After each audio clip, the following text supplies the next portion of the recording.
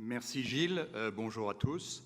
Donc cette étude que vous aviez bien entendu tous lue en détail avant de nous rejoindre ce matin sera reprise dans chacune des 4 tables rondes. Donc dans les 2 ou 3 minutes qui viennent, je vais me contenter d'expliquer l'esprit dans lequel elle a été conçue et ses intentions et ses objectifs.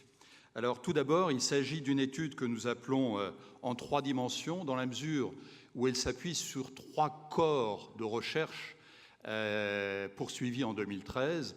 Tout d'abord, une étude sous l'égide de l'initiative de la compétitivité européenne de l'INSEAD, fondée sur une enquête auprès de nos 40 000 anciens élèves sur la dimension de la compétitivité. Deuxièmement, l'étude lancée le 26 novembre dernier à Singapour sur notre nouvel indice, l'indice mondial sur la compétitivité des talents. Et troisième corps de recherche, l'indice mondial de l'innovation, le Global Innovation Index, que nous avons lancé pour la 7e fois en juillet dernier au Conseil économique et social des Nations Unies.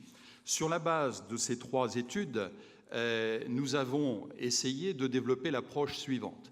D'abord, une approche factuelle, c'est-à-dire partir d'un diagnostic dépassionné de où en est l'attractivité de la France aujourd'hui.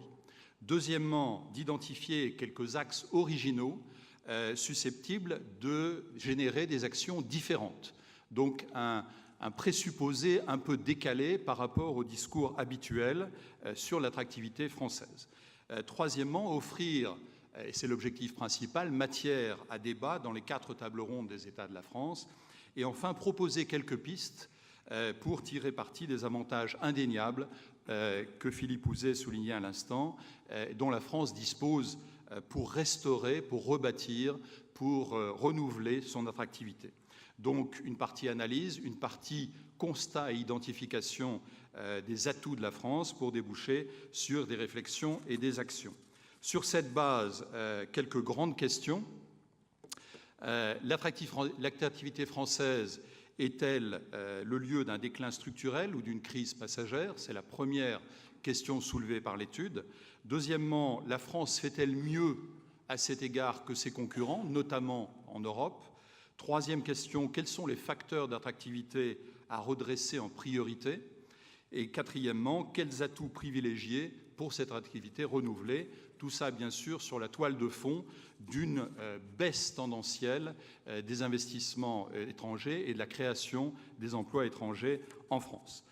Voilà, en 3 minutes, Gilles, ce qu'est l'ambition de cette étude. Alors, vous citiez la baisse des investissements, elle est assez substantielle.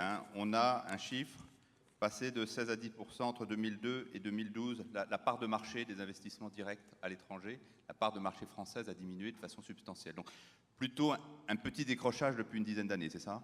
Une dizaine d'années tendancielle, oui.